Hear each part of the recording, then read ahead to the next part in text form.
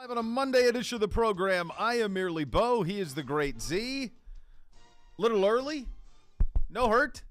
Look who's back. Am I even on? You're back, baby. Let's go. The kid's back. The kid is back. It's been too long, but yet also not long enough. Not long enough. Yeah, ironically, strangely. Hey, Honcho's back too. The honcho's back, but he's battered. He is battered. Not only is he red, he can't sit down. Proctologist? No. Terrifying. Had a little ladder mishap last week. Oh. Not his fault, though. To be fair, not your fault. The four-legged pooches got in the way. I was on the ladder, 5 feet fall. Dogs say, right on the tailbone. From his yoke. Bull rush the ladder, knock it out from under him. Oh, my gosh. Not great, kids. How did they take you out? How did the dogs take you out? What did they? I don't. They literally knocked the ladder out from under him. They hit the ladder with you on it? Yes. Yeah. They said, your dogs? We are tired of your gruff. And they just kind of this is our bumped shot. right into it. And I was putting like Christmas decorations away. And next thing you know, like I could feel it was like a slow motion car wreck. Oh, God. Part of me feels like there's no way that your dogs would do that to you. They love you dearly. So my head goes immediately to a conspiracy theory, which is that Gibbe was trying to stage his own demise to get out of paying for lunch for us because fantasy football's after 2 rounds is over. It's done. It's done. There's no path back for him. There is no path back for him. Yeah, he doesn't have enough people probably, huh? Well, I have a quarterback still. Given that he's down 50 to me, okay, and I have 5 people still to go. Yeah. Given that he is down 24 to you, you have 6 people still to go. And Gibbe's got 2 and is guaranteed to lose one of them going on. I don't see a path for him. That's a tough road to hoe. So who's left for Gibbe? He's got Mahomes and Jamar Chase. Automatic elimination of one of the two. So he'll Brady be down to 1. out after week 1. Eckler out after week 1. Pollard out after week 2. Jefferson out after week 1. Yeah. Dawson Knox out after week 2. You've got Hurts, advance. Justin Herbert out after week 1. Yeah. McCaffrey, advance. Pacheco, advance. Debo, advance. A.J. Brown, advance. Kelsey, oh, baby, 28.8. Like that. You like that, advance. And then I've got Josh Allen out. Burrow, advance. Mixon, advance. Miles Sanders, advances. Diggs out. Devontae Smith, advances. George Kittle, advances. Wow. Yeah. So I'm sitting at 175.72. So I really need a KC win and like a Philly loss. Well, that even would kind of at least give me a chance. Even KC win, though, you need a KC win, but then it doesn't give you a – no, that doesn't, because who do I still have? I still have – he's not catching you. The only chance he would have to catch me – He's not catching me. I have 6 guys. It's over. It's done. There's no path. Was it over when the Germans bombed Pearl Because Harbor? if Mahomes he still has Kelsey. If the Bengals win, it's for sure over. The Bengals win give me a chance to really win the whole thing because you don't have any Bengals. Right. You have 2. I have 2 Eagles and 2 Niners, so you're good there. I have 2 Eagles and 1 Niner. And I got 2 Chiefs. And I have no Chiefs. So the only way I could catch you is Chiefs over Bengals. Chiefs over Bengals, and that'll hand it to you. That'd be the only way. Both eat. Well, I don't know if it would handle it, but it would give me a chance. For free. We're eating for free. That's right. Yeah, pretty difficult for the Gibbe to return. Sad. How'd you do? Everything good? You had a good time away? It was great. It just makes it so tough to come back. You know, when you're out there, get down there, it's 77 to 78. Yeah. Not a cloud in the sky. No. Big shout out to my boy Ryan Novak. We had a great time down there at his place, and he had rented a condo down in Naples for the winter, basically, and it could not have been in a better location. We literally could walk across the street to 2 golf courses that were elite and have hosted events. Fantastic. And it was awesome. Like, could not have been better. Got to go out. Went out, got some tacos the first night. There you go. Rocco's Tacos put on a little bit of a show there, and then went the next night. Are they aware of your ability? Yeah, they said I was second all time, second most tacos I've ever seen. Yeah. I needed 2 more to go for it, but I was just like, nobody of your build, usually people of your build, very fit, are able to do that. Like that, your eating prowess is the stuff of legend. Well, thank you. Yeah. So I don't hold in 2 different states, still only Arizona. But I think part of it is because the little bit bigger tortillas here. The key to the whole operation is corn, as we know. If you go with a flour tortilla, it's toast. And half I asked for all corn. I believe I got 1 set in flour. Sad. Hate to see it. Yeah, hate to see it. But a real treat. And I was eating chips and guac. I mean, if we were there for... you were really focused. Yeah, we're just different straight approach. tacos. Yeah, but a wonderful time. And then when got to go to a nice steak dinner with my buddy Manto, it was great to see him. It was just awesome. Then played a little golf, flew home. It's great. You've done the this water slide. Love a water slide. No one's had a bad time on a water slide in their life ever.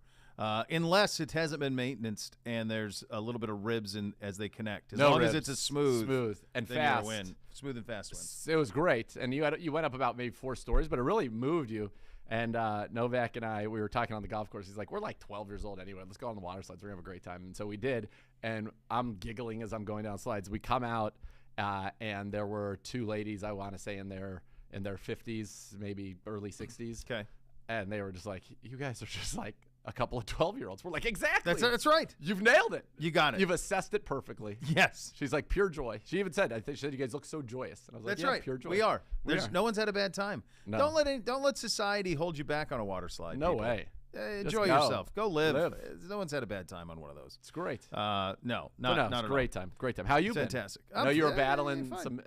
Yeah. Well, that was early last week, and then we had Sure. the Schwartz hire, which was middle of the week, and that was a really fun press conference, and it was great. It was, and we had Jim. Jim and I did the show that day, and it was so interesting to talk to Jim, and Jim have the recollection of Jim here the last time. Yeah, he was in personnel. Right, yeah. and all of that, and really, Jim Donovan, that is, really nailed how the tone of the press conference, and it was really cool. I think, it's interesting, these guys, and I think I said this coming out of the Schwartz presser, and I said it this morning as well in regard to what Zach Taylor does after every Bengals win, how he goes to a different pub in Cincinnati and hands out a game ball. I'm going to tell you something, man. With fans, you give an inch, it's worth 50 miles. Oh, yeah. It's just a touch, just a little bit of humanity goes so far. And I thought Schwartz's was awesome, and then what Zach did, I think what he does every week with the Bengals is really cool as well. So that was fun. So we did that last week. Schwartz was Tuesday, right? Schwartz was Wednesday. Or it was announced officially Wednesday. Announced Tuesday. He was here Wednesday. First Friday. That's right. First Friday. Did not partake. You were on the mend. Yeah. So none of that. I hate to see it, but what are you going to do? Means you just double up this week. Right. That's what you have to do. Yeah. Yeah. I actually, on my way to the airport. Yeah. Because the news came in. So I was curious how did that the happened 2-minute drill, and I did it. a full seg with Gibbe. Did you do a seg on Tuesday? Yeah. So I saw the 2-minute drill, and I thought you flew like early. How did you? Team player when it came in and got that 2-minute drill done. That was good. Game balls. It's a very good job. Game ball, yeah. Then he wanted to yank my game ball away from me on Thursday. And I apologized that I didn't participate in the scores. I texted him. It was not. So here's the other thing that happened Thursday on the scores. So it was Gibby was on, and we were galling in the fun of everything, and Gerard and I were doing the show. And all of a sudden, like, Connor, I looked up, and I'm like, oh, boy, we are running out of time on this operation. Like, this is going to be a lot. There's not so much left. We're just going to go we're going to knock this out. So, like, I think the scores was like 4 of them just said this. We just did it as quick as possible. Solid week for 2. 3 and 1. 3 and 1 to you, yeah. So I missed the G-men. Other than that, I had it. What else did you miss? I missed Chiefs, terrible backdoor cover. That's brutal. I was absolutely sitting there brutal. loving it. I was like, kick the field goal, Peterson. That was a brutal backdoor, and then I misread the Giants bigly. So did I did not. Yeah. I didn't see that. We had the Bengals yesterday. I thought the Bengals were going to win outright. So did I. So did you. I know that. You've been beating that drum for a long time. They're different. They're really different. Last time they were beaten by the Browns. Smoked on a Monday night. He's got. I know we'll talk about the game specifically, but big picture wise, he has the potential. Speaking of Burrow, and I think you're already seeing signs of it. He has the potential to do for that city and that franchise what Peyton Manning did for Indy, to a different degree what LeBron James did here for the Cavaliers. The fact that he's Ohioan, a Southern Ohioan, on top of it, only adds to the storybook nature of all of it. But you want to build a new stadium in Cincinnati, he's going to get you to build a new stadium. They're going to win a lot, and they're not going anywhere. And he is so unflappable. Oh, yeah. I know it was a half of a game when they played Buffalo and Cincinnati, but to me it felt like they were headed for that. Yeah, 7-3. And it felt like it was going 14-3 and, sure. away we go. And they came to go into there and just be like, leave no doubt.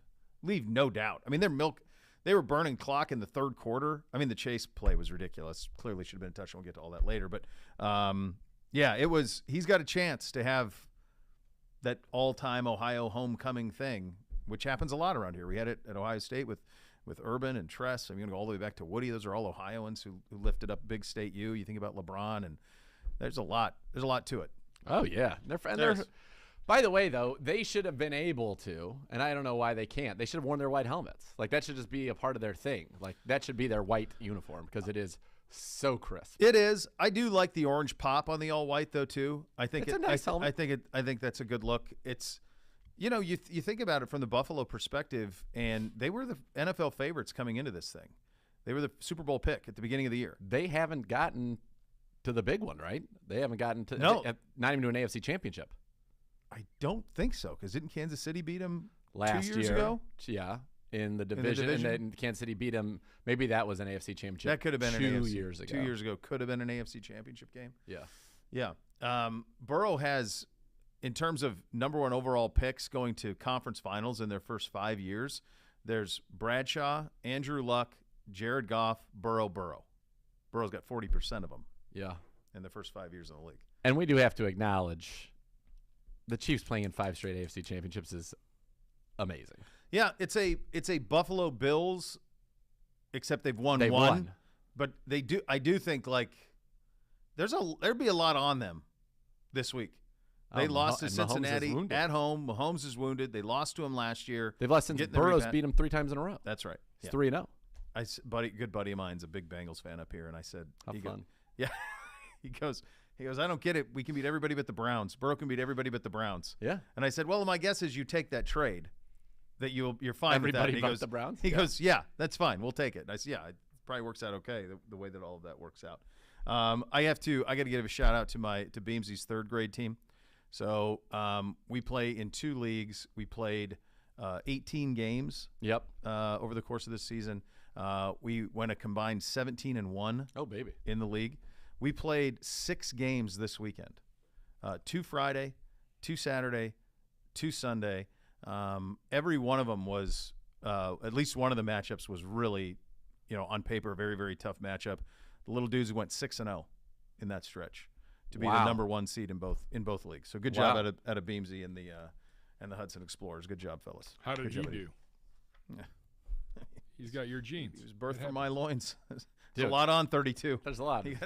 Champion. We're out here hanging banners. He's a champion. Lot of basketball. It's too much. It's Honestly, much. It's too much. Burn kids out of it. It's too much. It is too much. It's It all normally it's 4 games a weekend. 6 is 4 games a weekend. Yeah, 2 Saturday, 2 Sunday is usually the way it goes for all of it for all kids, or for the leagues we're in. It's 2 on Saturday, 2 on Sunday. So. Yeah, that's crazy. I mean, I used to play. I think we used to play in my league when I was at that age, and going in even through middle school. Played like 6 games in a season. Sometimes you played in like the 3rd grade. You'd play like 4 or 5 games, 6 games. You weren't playing. I had a school game that I played for my school that would have been, I think, once a week during the week. That's more like junior highs like that. Yeah, middle school, and then I would play on my CYO team. Would be 1 game either, I think, on a Saturday. Yeah. So I played 2 games a week, maybe 3 games a week. Yeah. Not only times it would be like that on weekends if you traveled to a tournament. Yeah. That's craziness. Yeah, we're 22-3 on the year in the 3rd grade. 22-3. That's how many games I played my. That's more than I played my senior year of high school. I was going to say I played 20 regular season high school games. We went 22-3 my sophomore year in high school. I remember that record exactly. I played 22 games my senior year. We lost in the semifinals of the districts. Yeah, we lost in the district final. 22 games. Yeah. And you've done this in like 5 weeks. Yeah. That's outrageous. It's a lot, but they did a good job. Proud of the little fellas. Proud of them. Good job out of them. Lots to get to on the program today. Among the many things, we have some in-depth analysis on all of these games, which will be fun. You and I haven't talked Schwartz yet. Should we do that real quickly before we move off of it? Why don't we do that in segment 2? You want to do that coming out next? Oh, there it is. There we go. Read the rundown, baby. I came in hot. I'm just trying to pace. I figured this was a good first segment to just recap everybody's weekend. Bad job out of me. Bad job out of me not looking ahead. You got to be better than that. Small B moment. You don't have anything else going on. No. God, my last 24 hours. Step in here in the break. It's just ridiculous. So we'll get to all of that. We'll get the Z's take on Schwartz, what that means from a personnel standpoint, what it could mean. There's a lot going on in the NFL in terms of hiring and firing. We'll take a look at the divisional round, of course, at much greater depth. It sets up for what should be a very, very fun weekend this weekend. We're off and running here. It's good to have the gang back together. Cleveland Browns Daily, brought to you by Ballybet, coming soon to Ohio on 850 ESPN Cleveland.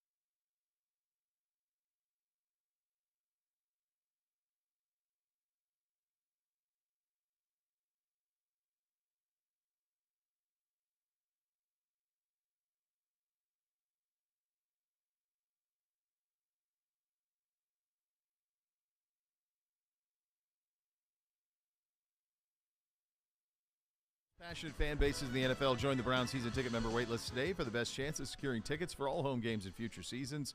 Don't miss out. Go to clevelandbrowns.com/tickets or call 440-891-5050 to reserve your spot today. You and I have not had a chance to talk about Jim Schwartz. I mean, I said this to Gerard on Thursday.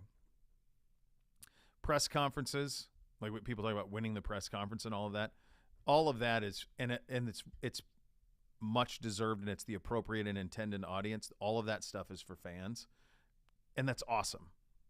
Jim Schwartz knew that, and he knew. Oh yeah. He knew to play here. The hits. He's been here. He understands what it means to these fans to give them a morsel. Oh, yeah, that parade in Philly was special. Right. The only place there'd be a better parade. Of course, it was awesome. Right here in Cleveland, Ohio. It was amazing. Great. It was awesome. He crushed it, absolutely. The one thing that, in talking to guys who've either played for Jim, a buddy of mine who played for him in Detroit, people are very familiar with his operation. The one common thing that I would hear from them is this, and that is that it is pretty straightforward, that there's not a whole lot of room for, I'm not sure what we were in on this. It's pretty much, we've got dudes on the outside who can cover. We got guys up front who can get home. Shouldn't be busts. Those things are going to happen. Football, it happens. But it will be a very straightforward approach out of Jim Schwartz and his defense. Yeah, and he's going to bring experience. It'll be his 15th season as a defensive coordinator. He's been a head coach. You could see that certainly in his press conference that he had been a head coach. He was very comfortable up there.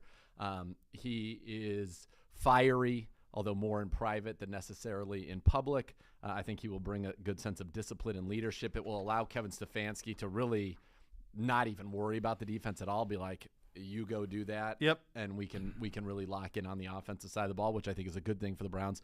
He plays a 4-man front like we do. He will get Myles Garrett out wide. We are going to need to add to our defensive tackle room, and we will need somebody opposite Myles Garrett. Alex Wright, maybe year 1 to year 2 takes a big leap, but you need somebody else who can get after the quarterback.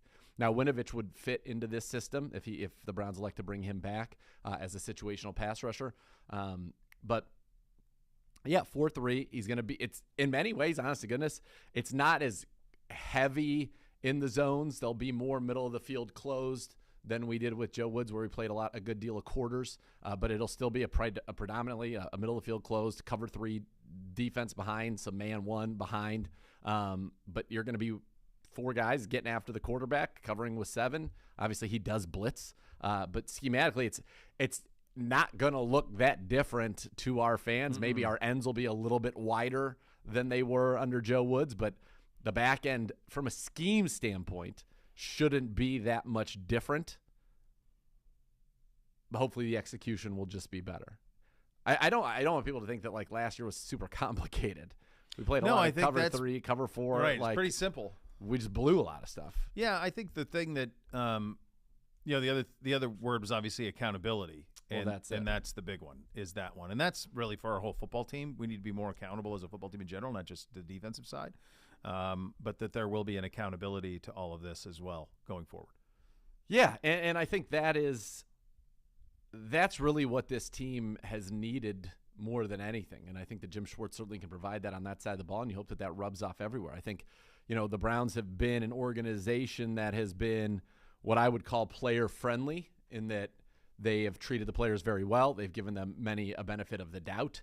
And I think that they're learning that there's got to be more of a middle ground and a balance there. And so I'm hoping, Jim Schwartz's influence can bring that. You've got a very, very talented coaching staff. It'll be interesting to see how things fill out on the defensive side and what changes are made, if any, in terms of the position coaches. But yeah, Jim Schwartz, he was great in the press conference, and he would be. And by the way, I don't know, because I've only been here when I've been in a position where I've been kind of in working around the media and around a football team. Like, I don't remember as a kid growing up anybody being like, oh, so-and-so won the press conference in the Bay Area. I don't know if that's a very Cleveland thing to talk about, winning the press conference. I don't think it's no, I mean, because I do it around the Ohio State stuff too. Okay. Like there's do you win it? Like, what is that? All it means is, I just think we're more used to it here because we've had so many. So many a press conference. Right. So you have so many, and so what you mean by winning the press conference is do you feel better coming out of it than you did going into it? No doubt. Here's the funniest damn thing about that. Probably the biggest L that has ever been taken in a press conference certainly in the last decade is Nick Sirianni. How's that working? Probably the worst presser opener ever. ever. Yeah, he's doing like just fine. Afterwards you were like, Oh, my God, what have they done? Can this guy speak?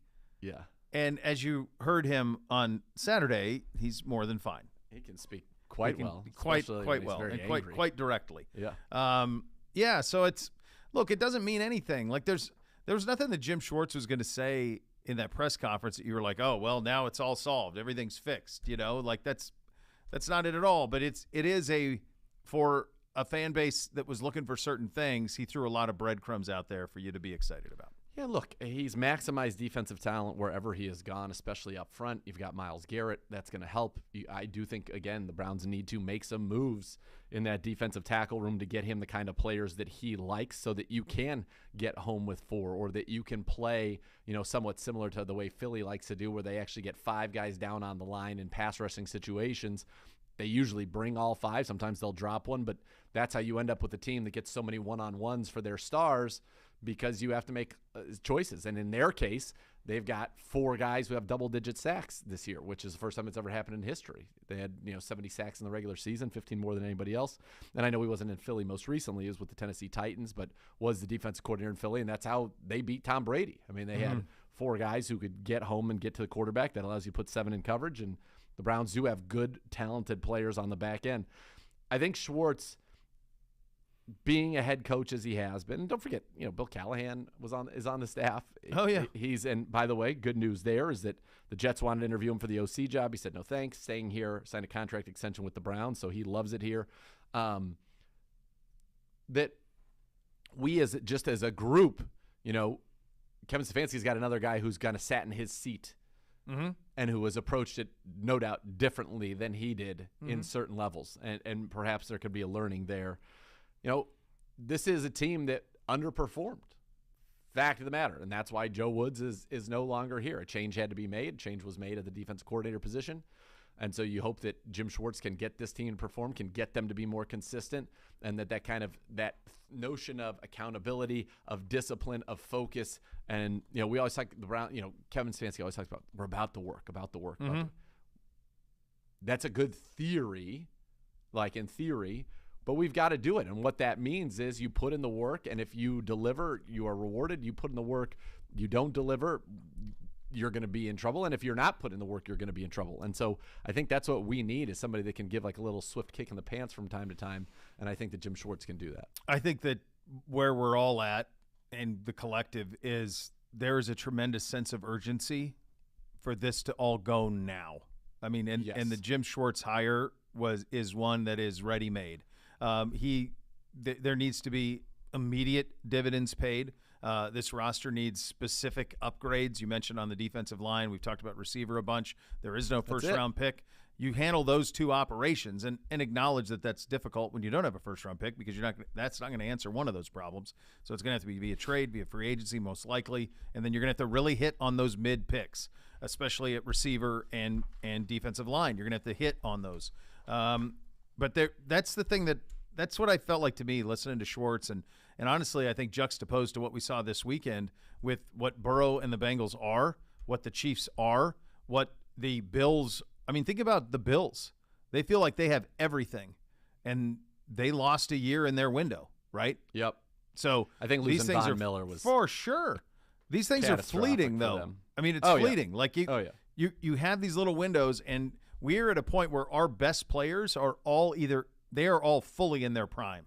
There's not one of them where it's like, well, they're not quite there yet. No, our best guys are all there. They're in their prime, so we have to maximize the now. Well, and we finally got our quarterback. I mean, this is the first year we're going to have a quarterback for a full season. Yes. And that obviously matters a great deal. And so I think that, yes, this is a win-now operation. This is an absolutely loaded time to be in the AFC. Mm-hmm. You wish that we could just say, oh, yeah, we're in the NFC North, and you'd feel so much better about swap with the Bears. Swap with the Bears. We can swap with the Lions. We don't need our kneecaps bitten on the reg. But it is a hyper-competitive conference. It is going to be a hyper-competitive division. It's going to be tough, but this team has the talent. And now that you've got a full season of Deshaun Watson, a full offseason of Deshaun Watson, all that's behind you, that you have a chance to be very, very good. But, yeah, I think it's absolutely – it's win now. Win now. And I think that everybody should kind of feel that heat. I mean, Andrew Berry should know as well as anybody. Andrew Berry was there in 2019 in Philadelphia. They had won the Super Bowl, I want to say, after the 2017 season. And then by, 2020, Doug Peterson was gone. Gone. Yeah. So these things are fleeting. Now, Howie Roseman is not gone. Howie Roseman is still there and has done a tremendous job with that roster and with that organization. But that's how quick things go in the NFL. And so right now for the Browns, it feels like, 2023's got to be a playoff year. I mean, just based on where the roster is right now, 23 has to be a playoff year. 23, 24, 25 have to be go win it all. Yeah. Type stuff. I mean, Get that's to the window you're in. Championship for sure. That's where you're at. Like if you're going to take advantage of these guys, this group, Miles, Denzel, Deshaun, Amari, Nick Chubb, Batonio, it's right now. So I think everybody feels it. And it was probably hammered home even more by what we've seen in the AFC playoffs because that Jacksonville team is coming. Oh, yeah. So here's the thing, though. I don't watch any of these teams and be like, the Browns can't beat these guys. We can lose to anybody. We've proven that. No, we can hang with all these teams. No, this is the thing, and this is what all offseason will be about. It's what about next season will be about. It's about hanging with these guys week to week to week to week. Yeah. On a given Sunday, yep. And then when we play – but we don't know what this looks like with Deshaun. When we play good football, yeah, we win. And then you got to stack them. But we have to do it consistently. That's it. Yeah. And that's what these teams do. Cincinnati hasn't lost since we whipped them. Yeah. So that's the way that it goes. A couple other things from the coaching carousel. Our wide receiver pass game coordinator Chad O'Shea interviewed with the Ravens for the Ravens offensive coordinator job today per Mary Kay Cabot. I think it was yesterday. Was that yesterday? Okay. I think so. And then he interviewed for the Jets job on Friday. Pro Football Talk says today for Mr. O'Shea. Today for O'Shea. So that was an interesting one. There's been a lot going on over there. There's a lot going on over there. You had the Greg Roman firing. You had Lamar's going to be in on the decision. And you had it leak out from Ryan Clark last week that what they offered Lamar. Yeah, not 113 and 130. Yeah. Well, and part of it's because he hasn't played a full game in December. No, I understand, but that does feel like they're at a bit of a crossroads there. By the way, just real quick, Chad O'Shea, we absolutely love him. And a great opportunity for him. He was the offensive coordinator down in Miami for 1 year. He will be an offensive coordinator again. I think he'll end up probably being a head coach at some point in the NFL. I think that he and Saleh would be a wonderful fit in with the Jets if that's the direction to go. Obviously, I want him to stay here, but you would never want to say, oh, stay here, and when you have an opportunity to go be an offensive coordinator. So very interesting in terms of the fact that the Jets and the Ravens stylistically on offense could not be any more different. Their personnel could not be any more different. The Jets job feels very, very attractive for him, and I hope that it goes well for him. Big Chad O'Shea fan, and then also our guy Jeff Howard interviewed with the Chargers for their linebacking job, and I know that they felt very, very strongly about him, and I think we'll just wait to see how things shake out here. I think everybody's preference would be to stay here in the case of a lateral move, which is what Jeff Howard's would be, as opposed to one where you're obviously elevating your standing, which is what Chad O'Shea would be doing if he goes to become an offensive coordinator. All right, coming up next, our reaction to the divisional round. I was surprised, but about one thing that I really enjoyed. I'm curious if it hit you guys as well. We will get to that coming up next. Listen to Cleveland Browns Daily, brought to you by Ballybet. Coming soon to Ohio on 850 ESPN Cleveland.